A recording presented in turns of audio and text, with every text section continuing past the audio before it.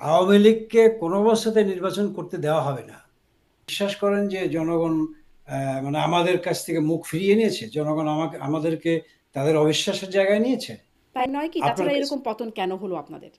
যেই বাংলাদেশের মানচিত্র, বাংলাদেশের পতাকা, বাংলাদেশের জাতীয় সঙ্গীত এবং নানান নামে নানানভাবে মূলত এই বাংলাদেশের মুক্তিযুদ্ধের সকল মূল্যবোধকে নস্যাৎ করে দিয়ে সাধারণ জনগণ আপনাদের সাথে ছিল। আপনাদের সাথে ছিল পুলিশ, প্রশাসন সবাই আপনাদের সাথে ছিল। ছাত্রলীগের বিশাল বাহিনী, বিশাল আওয়ামী লীগের নেতাকর্মী। মানে এত কিছু থাকার পরেও আপনারা এভাবে আপনাদেরকে একদম সবাইকে আত্মগোপনে চলে যেতে হলো নেতাকর্মীদের। এটি কি একটা বিশ্বাসযোগ্য কথা জনাব আব্দুর রহমান? আপনি কি বিশ্বাস করেন যে জনগণ মানে আমাদের কাছ থেকে মুখ ফিরিয়ে নিয়েছে? জনগণ আমাদেরকে তাদের অবিশ্বাসের জায়গায় নিয়েছে? তাই নয় কি? আপনার তাছাড়া কাছে এরকম পতন কেন হলো আপনাদের? যেই বাংলাদেশের মানচিত্র, বাংলাদেশের পতাকা, বাংলাদেশের জাতীয় সঙ্গীত এবং নানান নামে নানানভাবে মূলত এই বাংলাদেশের মুক্তিযুদ্ধের সকল মূল্যবোধকে নস্যাৎ করে দিয়ে আওয়ামী লীগকে কোনো অবস্থাতে নির্বাচন করতে দেওয়া হবে না। এটি এটি কোন ফ্যাসিবাদী? যে ৯০ থেকে ৯৫% ভোট পড়েছে ৬,৪৮৪টি কেন্দ্রে। এরকমটি আসলে নির্বাচন কমিশনের ওয়েবসাইট থেকেই যে মানে জনগণকে ডিসাইড করতে দেন। আপনি বলছেন কিভাবে ডিসাইড করবে? সোজা রাস্তা একটাই, আপনি একটা নিরপেক্ষ তত্ত্বাবধায়ক সরকারের অধীনে একটা নির্বাচন দেন। ঠিক সে এই নির্বাচনে কথাটাই জনাব আব্দুর রহমান একই লাইন বিএনপি এতদিন বলেছে। মানে যখন আপনারা ক্ষমতায় ছিলেন, ঠিক একই লাইন বলেছে। এটা একটা অবৈধ সরকার। তো সুতরাং এমন একটা এমন একটা সাংবিধানিক ক্রাইসিস তৈরি হোক, সংকট তৈরি হোক, এটা কি আমাদের বাংলাদেশের মানুষের কাছে কাম্য? ৫০ থেকে ৬০ লাখ টাকা করে নমিনেশন পেতে হয়েছে। যারা নমিনেশন পাননি তারা টাকাটাও ফেরত পাননি। অতএব তাদের সেই নেতাদের দিয়ে আর আন্দোলন সংগ্রাম হবে না। আমি দেখছিলাম নমিনেশন বোর্ডে আসলে আপনিও আছেন। ছাত্রদের হাতে তিনি বছরের প্রথম দিনে বই তুলে দিয়েছেন। আজকে সেই বই কোথায়? আজকে বিধবা ভাতা কোথায়? আজকে বয়স্ক ভাতা কোথায়? আজকে মুক্তিযোদ্ধা ভাতা কোথায়? যে সাপে দংশন করেছে সেই সাপেই বিষ নামাবে। আমি বিষটা কিভাবে নামাবে? যদি বলি সেনাপ্রধানের ব্যর্থতা নাকি বেইমানি? সেই অবস্থায় আইন শৃঙ্খলার যেখানে ন্যূনতম বালাই নাই, সেখানে কি আপনি এই কথা আমাকে প্রশংসা করতেন? যদি আমি সেই আগুনের মধ্যে ঝাঁপ দিয়ে আমার জীবনটাকে দিয়ে দিতাম, তাহলে কি আমার বীরত্বের পরিচয় আপনি পেতেন? বিদেশি নাগরিক হিসেবে বাংলাদেশে স্থায়ীভাবে বসবাসের অনুমতি তিনি স্বরাষ্ট্র মন্ত্রণালয়ের কাছ থেকে নিয়েছেন। সেটি কিভাবে সম্ভব হলো? মানে এটি তো একটা কঠিন কাজ। এক সন্ধ্যায় এটি সম্ভব হয়ে গেল। এত ফেভার কেন এস আলম, যার বিরুদ্ধে লক্ষ কোটি টাকা পাচারের অভিযোগ? প্রশ্ন হবে লাগামহীন। জানতে চাই, জানাতে চাই এই সময়ের পালস অফ পলিটিক্স। গত বছরের ৫ই আগস্ট বাংলাদেশের ইতিহাসে নজির সৃষ্টিকারী আওয়ামী লীগ সরকারের পতনকে এই আন্দোলনে নেতৃত্ব দেয়া বৈষম্য বিরোধী ছাত্ররা বলছে বিপ্লব। সরকার এবং বিশ্লেষকদের অনেকে বলছেন গণ অভ্যুত্থান। তবে সম্প্রতি সাবেক স্বরাষ্ট্রমন্ত্রী আসাদুজ্জামান খান কামাল ভারতীয় এক গণমাধ্যমে দেয়া সাক্ষাৎকারে একে ইসলামী উগ্রবাদ এবং সেনাবাহিনীর যৌথ অভ্যুত্থান হিসেবে আখ্যায়িত করেছেন। এ নিয়ে কেমন ব্যাখ্যা আওয়ামী লীগের? দীর্ঘ ১৫ বছরে জনপ্রিয়তা কেন রূপ নিল জন অসন্তোষে? সম্প্রতি এক ভিডিও বার্তায় আওয়ামী লীগের সাধারণ সম্পাদক শফিউল আলম চৌধুরী নাদেল বলেছেন মার্চের আগেই দেশে ফিরবেন শেখ হাসিনা। পরবর্তীতে সাবেক মুক্তিযুদ্ধ বিষয়ক মন্ত্রী মোজাম্মেল হক বলেছেন সিনিয়র নেতারা মনে করেন ২৬শে মার্চ স্বাধীনতা দিবসেই সবার বাংলাদেশে ফিরে যাওয়া উচিত। এদিকে আওয়ামী লীগের যুগ্ম সাধারণ সম্পাদক বাহাউদ্দিন নাসিম বলেছেন ২১শে ফেব্রুয়ারিকে সামনে রেখে নানান কর্মসূচি এবং এক পর্যায়ে সর্বাত্মক হরতালের ডাক দেয়া হবে। প্রহসনের নির্বাচন থেকে শুরু করে দুর্নীতি, অর্থ পাচার, মানবাধিকার লঙ্ঘনের যে বিস্তর অভিযোগ দলটির বিরুদ্ধে, সেখান থেকে কিভাবে ফিরে আসবে মুক্তিযুদ্ধে নেতৃত্ব দানকারী দল আওয়ামী লীগ? এই আলোচনায় স্বপ্নধারা নিবেদিত পালস অফ পলিটিক্সে আজ আমার সাথে আছেন আওয়ামী লীগের সভাপতি মণ্ডলীর সদস্য আব্দুর রহমান। জনাব আব্দুর রহমান, আপনাকে স্বাগত জানাচ্ছি আমার আজকের পালস অফ পলিটিক্সে। আপনার কাছে প্রথমেই যে অনেকগুলো প্রথম প্রশ্ন যেটি দিয়ে শুরু করতে চাই যে এই যেই আন্দোলন যার মাধ্যমে আওয়ামী লীগ সরকারের পতন ঘটল, সেই আন্দোলনের নেতৃত্ব দেওয়া যে ছাত্ররা, বৈষম্য বিরোধী ছাত্র, তারা বলে বিপ্লব। সরকারের পক্ষ থেকে বলা হয় গণ অভ্যুত্থান। আপনারা আসলে এটিকে কি বলেন? আমি শুনছিলাম সাবেক স্বরাষ্ট্রমন্ত্রী আসাদুজ্জামান খান কামাল তার একটি সাক্ষাৎকারে তিনি ইন্ডিয়া এক্সপ্রেসকে বলছেন যে এটি যৌথ অভ্যুত্থান, ইসলামী উগ্রবাদ এবং সেনাবাহিনীর। একটু এই বিষয়ে আপনার কাছ থেকে ব্যাখ্যা চাই যে ইসলামী উগ্রবাদ কথাটা আমরা আগেও শুনেছি, আওয়ামী লীগের নেতাদের সাথে যখন কথা হয়েছে বিষয়টি আমরা শুনেছি। সেনাবাহিনীর মানে অভ্যুত্থানের যোগসূত্রটা একটু নতুন শুনছি। কেমন যোগসূত্র, কোন পর্যায়ের যোগসূত্র, কবে থেকে যোগসূত্র, একটু স্পষ্ট হতে চাই আপনার কাছ থেকে। দেখুন, আপনাকে ধন্যবাদ।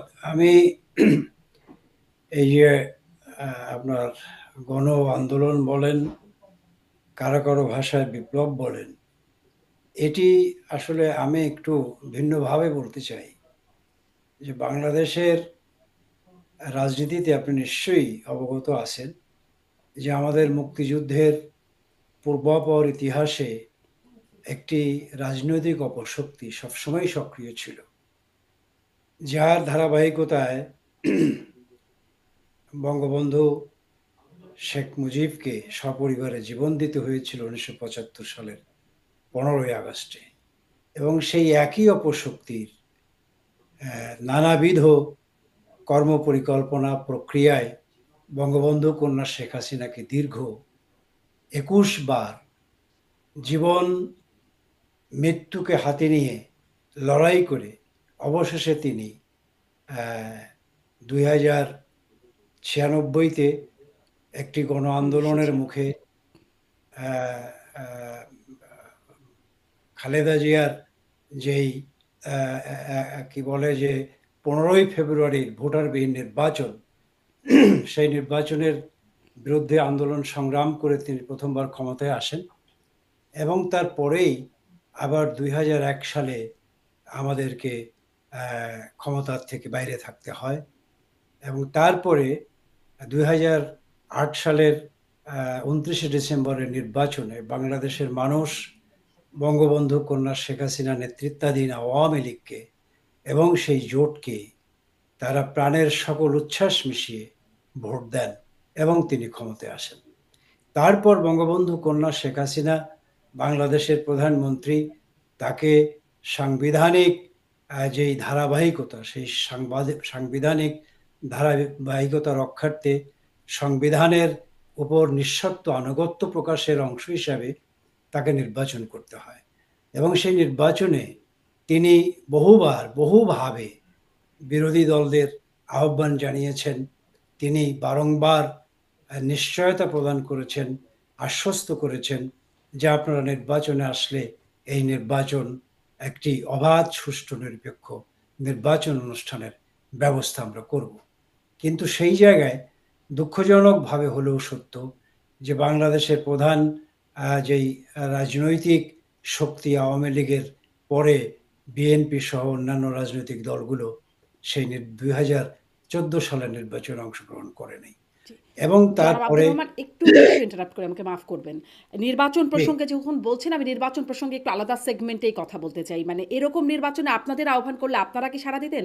সেই 15ই ফেব্রুয়ারি নির্বাচনের কথা বলছেন, আপনারাও তো সেটাতে মানে আপনারাও তো সেটাতে খুব সুবিধা বলেছেন বা খুব ভালো হয়েছে বা আপনারা যোগ দিচ্ছেন, তেমনটিও তো ছিল না। আমি নির্বাচন প্রসঙ্গে একটু আসবোই আপনার কাছে আলাদাভাবে জিজ্ঞাসা করব।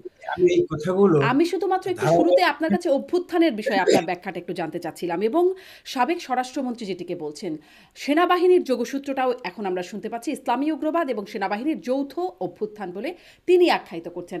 আপনার ব্যাখ্যাটা একটু শুনতে চাই এবং সেনাবাহিনীর যোগসূত্রটা আসলে কিভাবে আপনারা দেখছেন সেটি একটু জানতে চাই।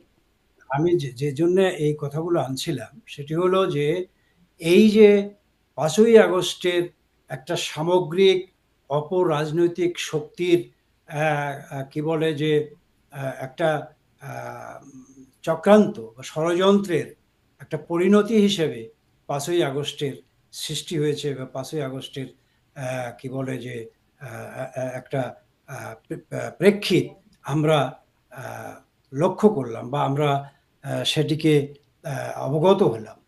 আমি সেটিই বলছি যে এই রাজনৈতিক অপশক্তিগুলো দীর্ঘদিন ধরেই তাদের ফন্দি বলেন, ফিকির বলেন, ষড়যন্ত্র বলেন, চক্রান্ত বলেন, সব কিছু মিলে একটি সামগ্রিক বলবো, এই ক্ষেত্রে অবশ্যই বলবো যে তারা 5ই আগস্টে সেই বিবেচনায় তারা সফল হয়েছে, আমরা পরাজিত হয়েছি। সুতরাং এই জায়গায় আমি স্পষ্ট করেই বলি যে আমাদের প্রাক্তন স্বরাষ্ট্রমন্ত্রী তিনি যেভাবে বলেছেন সেটি তার ব্যাখ্যা, তিনি দিয়েছেন। আমি এই ক্ষেত্রে যেটি বলতে চাই যে একটা সাংবিধানিক একটা সরকারকে সুরক্ষা দেবার জন্যে সেইখানে আইন শৃঙ্খলা বাহিনী থাকে। তারপর সামরিক বাহিনীর যারা শপথ নিয়েছিল সরকারের সুরক্ষা দেওয়া, সংবিধানকে সমুন্নত রাখার কথা বলে। আমি কথাটি ওভাবে না বলেও বলতে পারি যে তারা সেই দায়িত্বটুকু পালন করতে ব্যর্থ হয়েছেন, বা তারা সেই দায়িত্ব টুকু তাদের কি বলে যে তারা পালন করেননি, এবং এই জায়গায় একটা বিশ্বাস ভঙ্গের বিষয় তো থাকেই। এই বিশ্বাস ভঙ্গের সুতরাং কাজটা কি পুরো সেনাবাহিনীর, নাকি সেনাবাহিনীর কোনো পর্যায়ের বা বিশেষ কোনো জায়গা থেকে? সেনাবাহিনী, পুরা সেনাবাহিনীর কথা তো অবশ্যই বলছি না। সেনাবাহিনীর কিছু কিছু অংশ, কিছু কিছু যারা এই সেনাবাহিনীকে নেতৃত্ব দেন, তাদের তাদের কথাই বলছি যে সেই জায়গাটায় তাদের দায়িত্বে যদি সতর্ক থাকতেন, সজাগ থাকতেন, তাদের দায়িত্ব যদি সঠিকভাবে পালন করতেন, তাহলে হয়তো এমন একটা পরিণতি দিকে আমরা নাও যেতে পারতাম। সাবেক আমি কথাটি স্বরাষ্ট্রমন্ত্রী এরকমটি বলছেন যে সেনাপ্রধান প্রধানমন্ত্রীর সুরক্ষার সব দায়িত্ব নিয়েছিলেন। আপনিও বলছেন যে যথাযথ দায়িত্ব তারা পালন করেন। আপনি কি মনে করেন, মানে আপনি কিভাবে এটিকে ব্যাখ্যা করবেন? এটা কি তাদের ব্যর্থতা, যদি বলি সেনাপ্রধানের ব্যর্থতা, নাকি বেইমানি?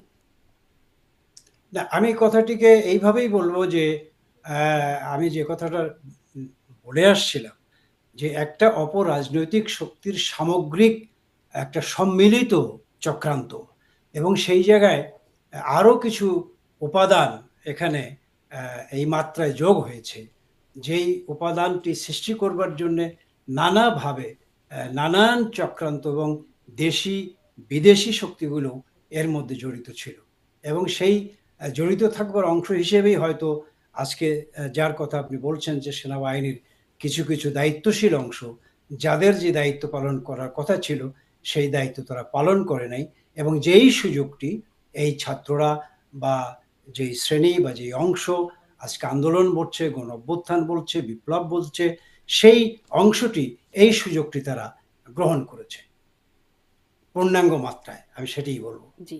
এবং সেই পক্ষ থেকে বা সরকারে যারা আছেন তারা বলছেন কখনো সেনাবাহিনীকে দেশপ্রেমিক, কখনো আবার তাদেরও আস্থাহীনতার জায়গা সেনাবাহিনীর উপর থেকে দেখা যাচ্ছে। আমি আপনার আরেকটা সাক্ষাৎকার শুনছিলাম। সেখানে আপনি সেনাবাহিনীর প্রসঙ্গে, সেনাবাহিনীর ভূমিকা হতাশাজনক এরকম প্রসঙ্গে বলতে গিয়ে আপনি বলছিলেন যে, যে সাপে দংশন করেছে সেই সাপেই বিষ নামাবে। আমি একটু, এই বাক্যটার মোটামুটি ইঙ্গিতটা স্পষ্ট। তারপরেও কোনো ভুল বোঝাবুঝির অবকাশ যেন না থাকে, আপনার কাছে স্পষ্ট হতে চাই। সাপ কে? দেখুন, আপনি সাপ বলতে আমি যেটা বুঝিয়েছি এবং আপনি যেভাবে বুঝেছেন, এর মধ্যেই আমার মনে হয় থাকা ভালো। স্পষ্ট করতে কোনো সমস্যা আছে? এখন তো অনেক কিছু খোলাসা হচ্ছে, স্পষ্ট হচ্ছে। না, না, না, আমার স্পষ্ট করতে সমস্যা নাই। মানে আমি আপনারা কি বলছি যে সেনাবাহিনীকে ইঙ্গিত করছেন? আমি বলছি যেই রাজনৈতিক শক্তি, যেই মানুষকে বিভ্রান্ত করেছে, বিপথে পরিচালিত করেছে, যেই মানুষকে নানান আকাঙ্ক্ষার মধ্যে নিয়ে গিয়েছিল, যেই স্বপ্ন দেখিয়েছিল, যেই প্রত্যাশার জায়গায় তৈরি হয়েছিল, সেই জায়গাটা তো আজকে আ আ কি বলে যে ফানুস বেলুনের মতোই ফেটে গেছে। তাই না? ফসকে গেছে। সেই মানুষ তো আজকে হতাশ। সেই মানুষ তো আজকে কি বলবো যে তাদের নিজ ঘরে নিজ সেই পছন্দের নেতৃত্বের কাছেই ফিরে আসবার আ পুনরায় তাদের আকাঙ্ক্ষা ব্যক্ত করছে। সেই শেখ হাসিনাই তাদের ভালো ছিল। শেখ হাসিনাই দেশ সুন্দরভাবে পরিচালনা করেছিলেন। তার আমলেই তারা নিরাপদ ছিলেন। সেই কথা তো আজকে তারা ব্যক্ত করছেন, এবং সেই আকাঙ্ক্ষা তারা পুনরায় উচ্চারণ করছেন। সেই জায়গায় তারা ফিরে আসতে চাচ্ছে। সুতরাং আমি বলব যে সেই আ বাংলাদেশের সাধারণ নিরীহ মানুষগুলোকে যারা বোকা বানিয়ে এই আন্দোলন এবং এই কি বলে যে আ আ অভ্যুত্থান বলেন, যাই বলেন, যে ভাষাই বলতে চান, সেই জায়গায় যারা নেপথ্য সাহায্য সহযোগিতা করেছিল বা তাদের উদাসীনতা প্রকাশ করেছিল, এবং সেই উদাসীনতার সুযোগটি ওই আন্দোলনকারীরা গ্রহণ করেছিল, আমি বলছি যে তাদেরকেই এই বাস্তবতার সম্মুখীন হওয়ার সময় এসেছে।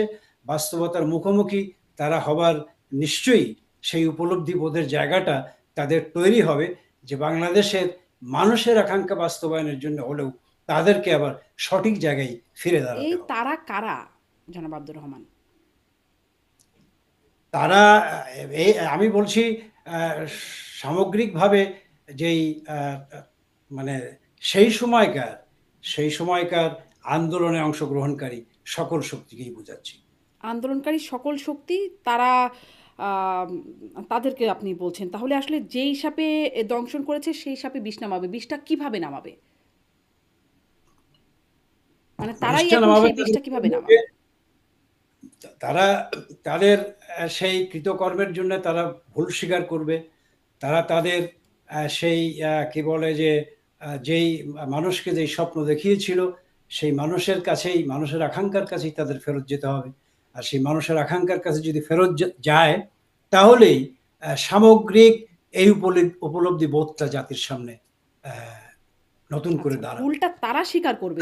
তারা তো বলছে ভুল স্বীকার করবেন আপনারা। মানে আপনারা যেই কারণে ক্ষমতাচ্যুত হয়েছেন, যেই কারণে, আপনারা কি ভুল স্বীকার করবেন না? আপনারা আশা করছেন যারা আসলে উচ্ছেদের পেছনে ছিল তারাই ভুল স্বীকার করবে?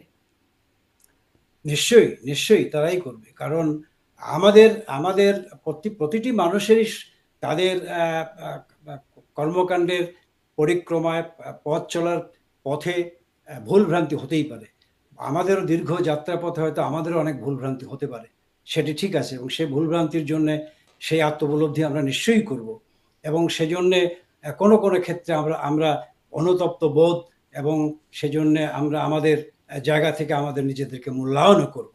কিন্তু প্রশ্নটি হলো যেই গোটা গোটা আন্দোলনের কি বলে যে আহ, যেই যেই যেই একটা আহ, মিথ্যা মানে কি বলে যে আকাঙ্ক্ষার জায়গা তৈরি করে বাংলাদেশের মানুষের সামনে যেই একটা কি বলে যে তাদের তাদের উপরে তাদের সামনে একটা কি বলে ন্যারেটিভ দেওয়া হয়েছিল, সেই জায়গাটা থেকে ফেরত আসতেই হবে। কিন্তু বাংলাদেশের মানুষ তারা আজকে তাদের কি বলে যে ইতিমধ্যেই এই তাদের আন্দোলন ভুল ছিল, তাদের পিছনে গিয়ে তারা ভুল করেছে এই ধরনের উপলব্ধি বাংলাদেশের মানুষই করছে, বা যারা যারা এই জায়গায় অংশগ্রহণ করেছে তারা সকলেই এখন স্বীকার করছে।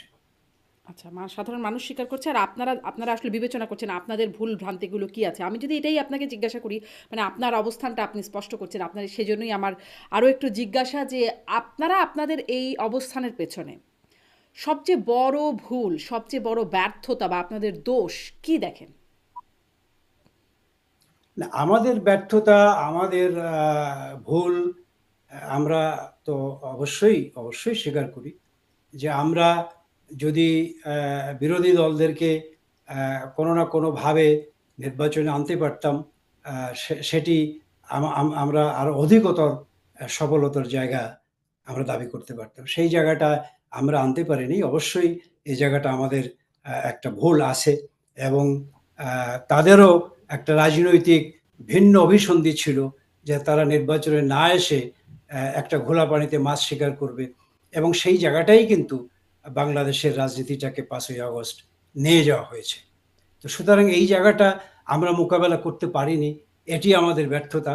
এবং এমন একটা ঘটনা ঘটলো যেই ঘটনাটার আহ, পূর্ব সতর্কতা আমরা অবলম্বন করতে পারলাম না, বা এটাকে মোকাবেলার জন্যে আমরা কি বলে যে প্রস্তুতি গ্রহণ করতে পারলাম না। এবং আমরা আমাদেরকে একটা অন্ধকারে কোনো গোষ্ঠী কোনো মানে একটা শক্তি আমাদেরকে রাখতে সমর্থ হলো, এবং সেটি আমরা বুঝতে পারলাম না, এটি আমাদের ব্যর্থতা।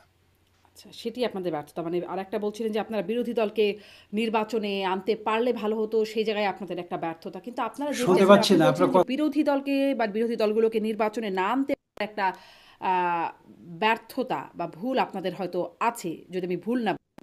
কিন্তু যেরকম নির্বাচন হচ্ছিল ১৪ তে, আচ্ছা সেখানে একদমই একতরফা নির্বাচন হয়ে গেল।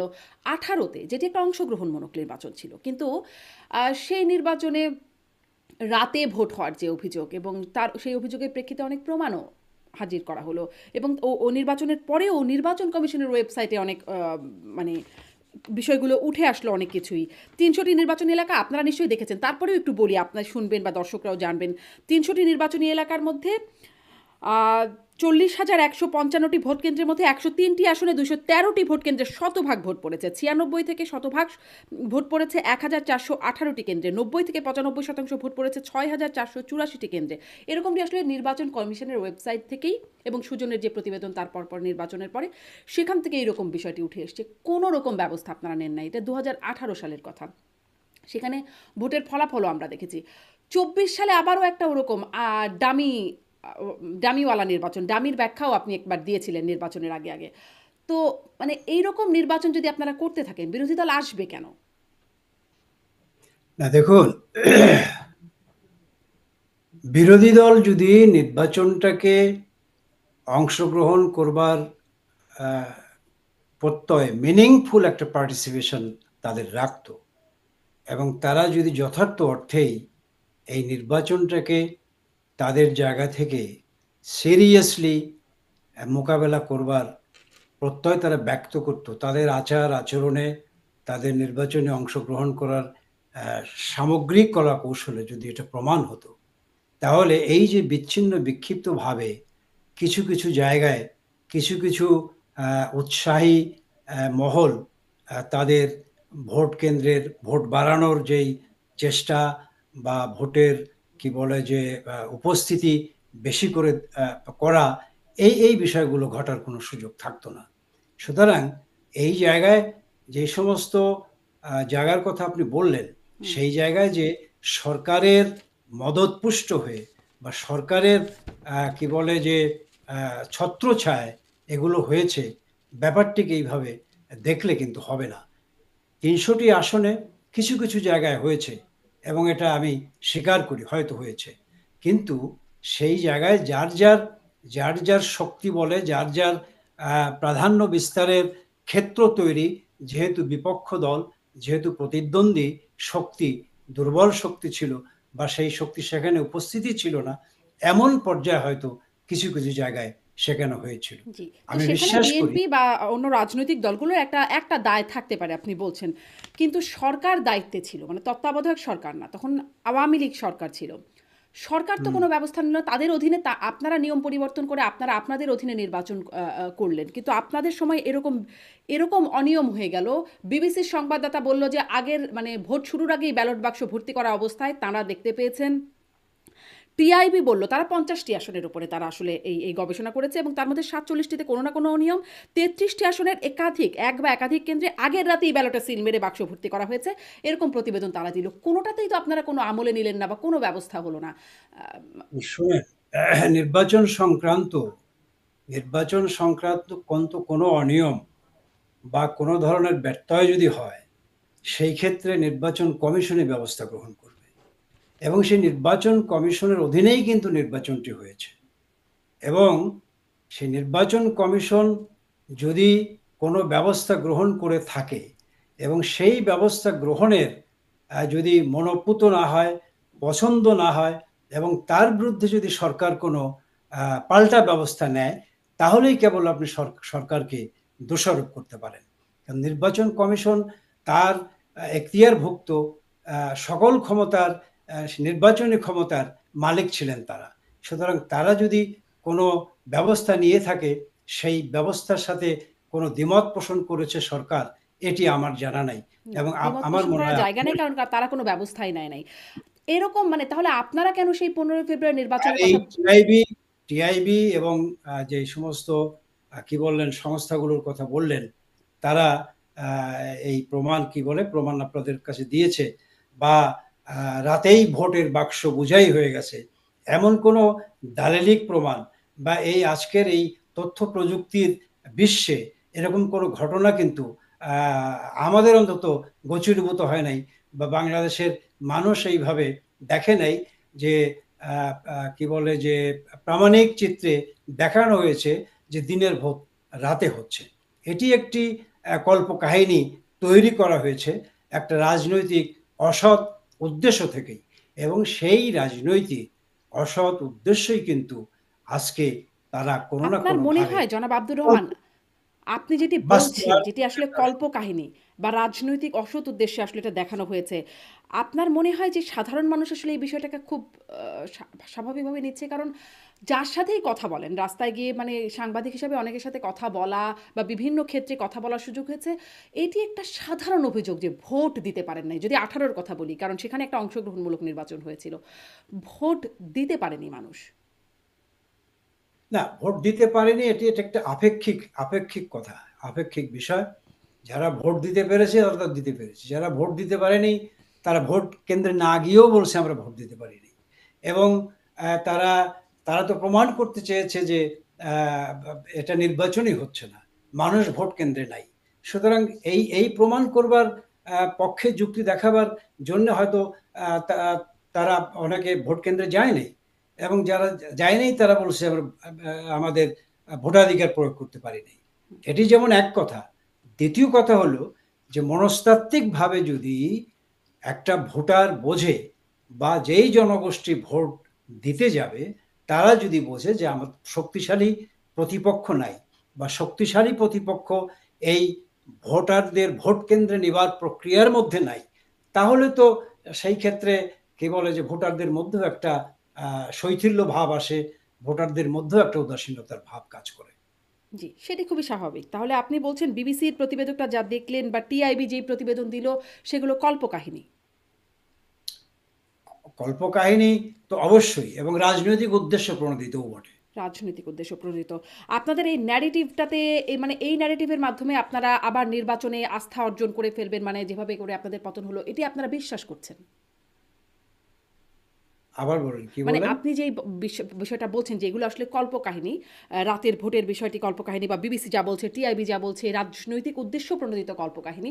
এই ন্যারেটিভটার মাধ্যমে আপনারা জনমনে আস্থা তৈরি করতে পারছেন বা জনগণ আপনাদেরকে এই বিষয়টাতে বিশ্বাস করছে বলেই আপনারা মানে নিশ্চিত? না, আপনি কি বিশ্বাস করেন যে জনগণ মানে আমাদের কাছ থেকে মুখ ফিরিয়ে নিয়েছে? জনগণ আমাদেরকে তাদের অবিশ্বাসের জায়গায় নিয়েছে? তাই নয় কি? আপনার তাছাড়া কাছে এরকম পতন কেন হলো আপনাদের? না, পতন তো আমি বলছি যে পতন তো বঙ্গবন্ধু জাতির জনক সপরিবারে ৭৫-এর ১৫ই আগস্টে তার জীবন দিতে হয়েছে। পরিবারের সকলকেই জীবন দিতে হয়েছে, এবং এই দুর্ভাগ্যজনক পরিণতিকে আমাদেরকে মেনেও নিতে হয়েছে। সুতরাং রাজনৈতিক পথ পরিক্রমায় এই ধরনের কখনো কখনো এই পরিণতিকে মেনে নিতে হয়। টাইটানিক জাহাজও ডুবে গিয়েছিল, এবং সেই ডুবন্ত জাহাজ কেবল দাঁড়িয়েই আহ, মানে দেখতে হয়েছিল মাত্র। তো সুতরাং এই ধরনের পরিণতি হয়েছে আমাদের। কি বলে যে আহ, বঙ্গবন্ধু কন্যা শেখ হাসিনা, তিনি একটা কি বলে জবরদস্তির মাথায় তিনি দেশ ত্যাগ করেছেন। এই সব সত্যকে আমরা মেনে নিয়েই বলতে চাই যে এটি যে একটা চক্রান্ত ষড়যন্ত্রের অংশ হিসেবেই সংগঠিত হয়েছিল। এই ব্যাপারটি কি আজকে বাংলাদেশের কোনো মানুষের বোঝার বাকি আছে? আজকে বাংলাদেশের মানুষ হাড়ে হাড়ে বুঝছে যে এটি নেহায়েতই একটা চক্রান্ত ছিল। আপনি কি মনে করেন যে আজকে যারা সেই আন্দোলনে শরিক হয়েছিল, সেই রাস্তার মিছিলে ছিল, সেই স্লোগানে তারা গলা মিলিয়েছিল, সুর মিলিয়েছিল, আজকে যদি তারাই বুঝতো যে এই বাংলাদেশকে পাল্টে দেবার চক্রান্তের গন্ধ ছিল এই মিছিলে, তারা যদি আজকে সেদিন বুঝতো যে এই বাংলাদেশের মানচিত্র, বাংলাদেশের পতাকা, বাংলাদেশের জাতীয় সঙ্গীত, এবং নানান নামে নানানভাবে মূলত এই বাংলাদেশের মুক্তিযুদ্ধের সকল মূল্যবোধকে নস্যাৎ করে দিয়ে সেই মুক্তিযুদ্ধ বিরোধী যে শক্তি ছিল সেই শক্তিরই পুনর্জীবিত করা, সেই শক্তিরই পুনরুত্থান করা ছিল ওই আন্দোলনের মূল লক্ষ্য। তাহলে কি মনে করেন যে সেই মিছিলে, সেই স্লোগানে সেদিন যারা গিয়েছিল তারা জি। সেদিন থাকতো, জনাব সেদিন আব্দুর রহমান, যেত? এটি আপনি বলতেই পারেন যে মানুষ এখন আশাহত হতে পারে। কিন্তু সেটি হচ্ছে মানে সেই বিষয়টা আমি হয়তো এই সরকারের কারোর সাথে যদি কথা হয় আমি সেই প্রশ্নগুলো তাদেরকে করব। যে মানুষ আশাহত হচ্ছে, যা চেয়েছিল তার কিছুই হচ্ছে না, সেটি হয়তো সেই প্রশ্নটা আপনারা করতে পারেন। কিন্তু আপনাদের ওপর থেকে মানুষ মুখ ফেরালো কেন? আপনাদের কেন এমন পতন হলো কেন? আপনাদেরকে এত পরাক্রমশালী আওয়ামী লীগ যারা ১৫ বছরের উপরে ক্ষমতায়, তাদেরকে পালাতে হলো কেন? না, না, আপনি দেখুন, আপনি এই পালানোর কথাটা বলছেন, যেটি সত্যি কি বলবো যে এর ব্যাখ্যা দেবার আমার ভাষা নেই। কিন্তু আপনাকে বলবো আমি একটা কথা, যে সাধারণ মানুষ কি এই আন্দোলনের সাথে সম্পৃক্ত ছিল আপনি বলতে চান? ছিল না? না। কারা ছিল?